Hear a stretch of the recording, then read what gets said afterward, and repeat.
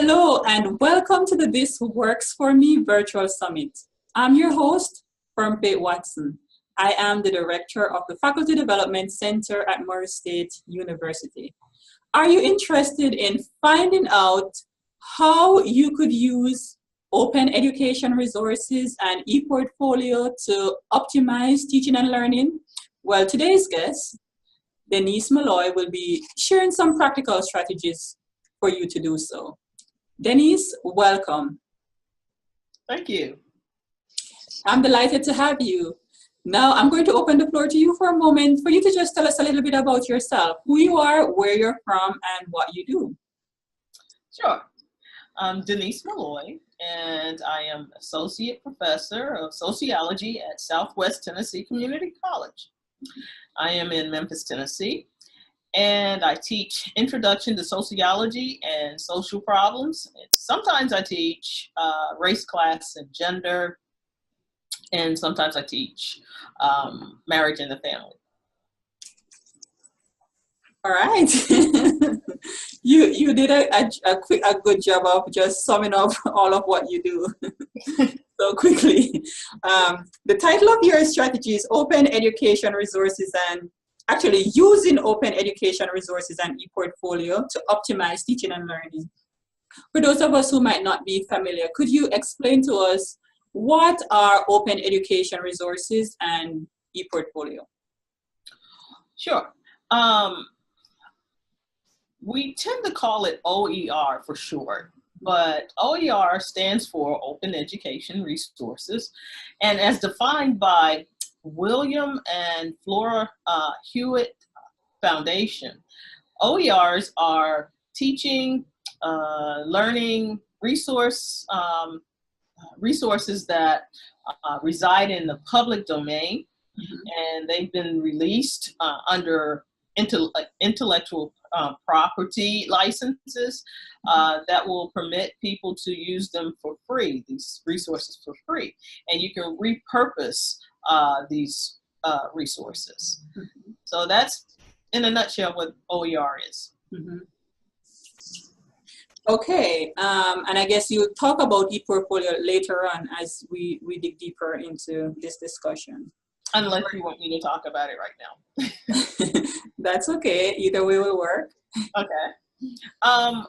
ePortfolios are just electronically accessible collections of what we call artifacts.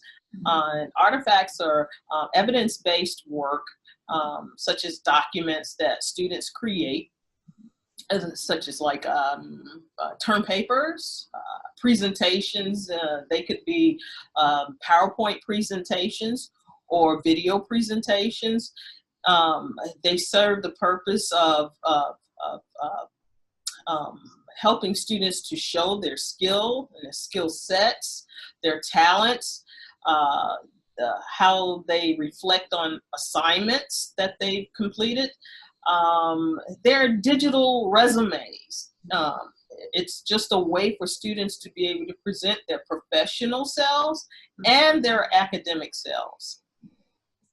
Good. So help us understand what impressed you to start using OER and ePortfolio, and how have you used these technologies? Okay, so what impressed me to start using OER was the fact that students could save a lot of money. Just if you think about the debt that students go into, it's not just for paying tuition, it's also for paying for textbooks.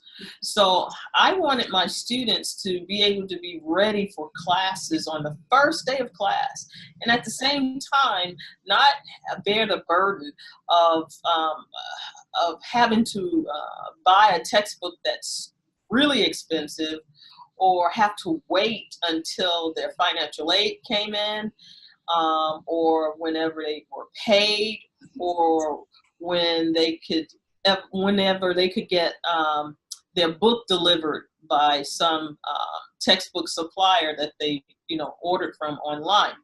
So that is one of the things that concerned me. Are they going to be prepared soon?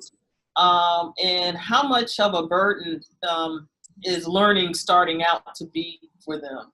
So, I really wanted to take out that burden for them.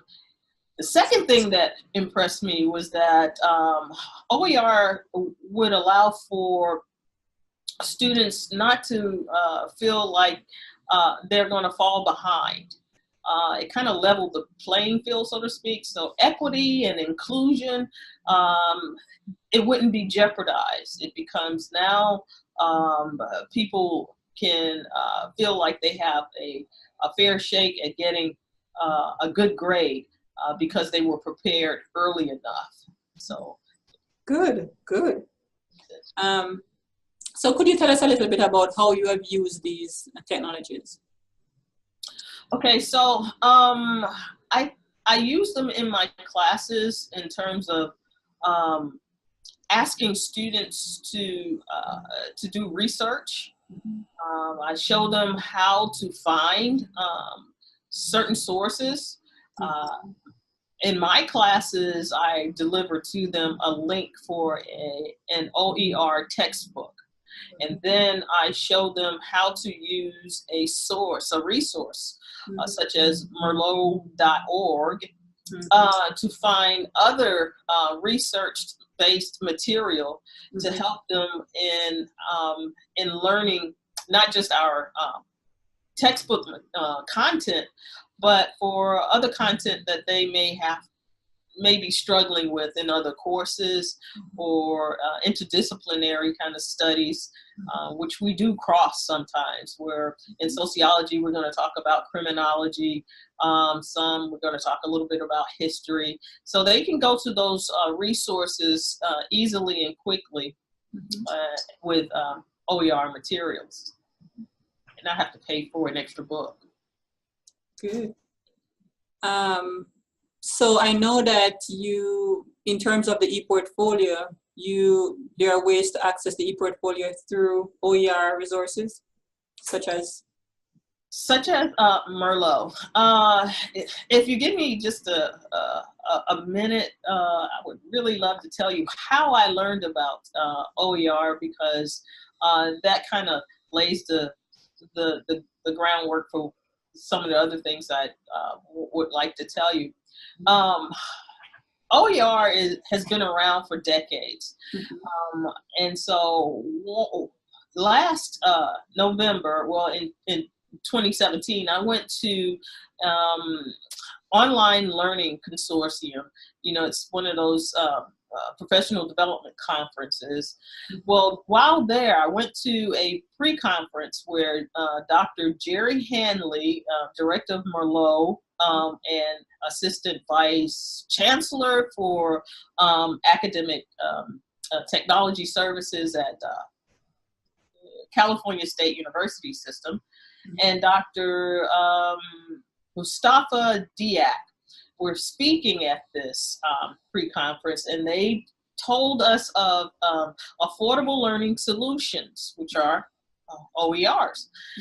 And Dr. Diak was telling us how OER was working for his system in Louisiana, and how it was saving hundreds or thousands of dollars for students that they could put back into their pockets to use to eat and to pay their bills. And so in understanding what they were telling us at this pre-conference, I thought, wow, we could save our students a lot of money too if we could engage in something like that. So Merlot extended a grant to my campus to try OER through their organization, and that's what we did. So it was our campus's first introduction on formally to OER, and I asked two other professors if they would join me and to see if these resources would help them in their disciplines, which was nursing and biology. And together, just for the spring, we saved students over, I believe, $17,000. Wow. I used it for 5 of my sections, and they used just for one of their sections, one each for their sections. That's just one semester in, a few courses. $17,000. That really impressed me. So I forgot what I was going to say. So in doing that, we wanted to, or I still want to, help more students to be able to have access to learning that doesn't cost them a whole lot or very much. Good.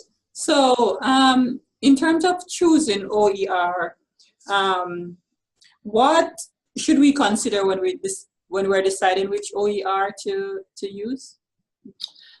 Consider what's already in your syllabus. You do not have to create, the wheel again, so to speak. You do not have to redesign your course unless you just want to. You use what you need or what you want. You consider the content that you already have your students learning, and you just look for that content in OER. Now, I remember when I was listening to the conversations and the feedback at that conference, people were concerned that it would be a lot of work on the front end. They thought that they had to do course redesign. Well, not necessarily so. You could if you want to, and there is such a thing as a zero cost degree, in terms of not tuition, of course, but of books. You don't have to, charge for every textbook, but, some people were concerned that you won't get quality work if you don't pay for it. And that's proven to be a myth in the research that they presented at that workshop. Wow. So, so I know you mentioned Merlot. So is Merlot a gate to several OER, or help someone understand how they could find OER? So, okay. Merlot is just a portal to get to many OER materials or media. So it's akin to walking into a mall and going to a whole bunch of shops. Well, the shops being disciplines. What is your discipline, your teaching discipline? So you go to merlot.org and you type in a title of a textbook or the discipline or ISBN, see what pops up. When you do that, you will also find that Merlot's collection is not the only collection that they will present to you. They have 2 other tabs that will allow for you to search the web or other libraries. Those are the names of the tabs. And so you can search OpenStax, for example, or Khan Academy. And I'm just naming out just 2 of the very many that you'll find there. And for each one, you can search every discipline. So there are many within that one access portal. While you're there, and we now can kind of introduce ePortfolio. Merlot also offers a free ePortfolio, and I have my students to use the ePortfolio tool there so that we can go there and collect bookmarks for topical discussions and assignments, so that they could go back and whenever we're done with or one particular lesson or maybe we're working on a project, they can collect artifacts such as resources of research or something that they wanted to upload about something that they're doing. They could always retrieve it and then use it in presenting their point of view or their papers. And I encourage them to use it for the other classes too, because it's kind of like a notebook for them to keep tabs for each subject that they're working in or on. Wow. So I know the term open education resources suggests free. Are these resources always free? Yes and no. I say that because there are some companies that put OER behind a paywall. You pay the company and then they'll tell you where to get certain things. Well, with Merlot, free is free is free. You know, and if you find a source that is great and you have permission to share it, Merlot wants to know, so they have an option or a link for you to also add to the Merlot collection, so that other people can have access to the very resource that you were using or have discovered was free and open for anybody to use. So, oh, and another good thing about that is that if you sign up to become a member on the login or sign up tab, then you can become a part of a community. So, for example, if things seem overwhelming to you to find these resources, you can always tap into a community and ask them, by your discipline, where can I find whatever it is that you're looking for? And then they will tell you where it is, and that resource will be free. Wow. So if someone is interested in using OER, but they're a little bit hesitant, you know, you mentioned that the quality is good. So it's a myth that free cannot be good. You mentioned that the quality of the resources is good. So if someone is interested in using OER, whether through Merlot or otherwise, but they're a little bit hesitant, what would you say to these individuals? I would encourage them to do more research on OER, because much, if not all of it, it's hard to say all about anything. Let's just say much of it will be or is peer reviewed.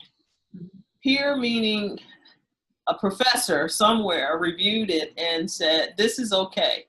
Okay. And author of a textbook probably wrote the material. And so there are some authors who are making their textbooks available through OER as we speak.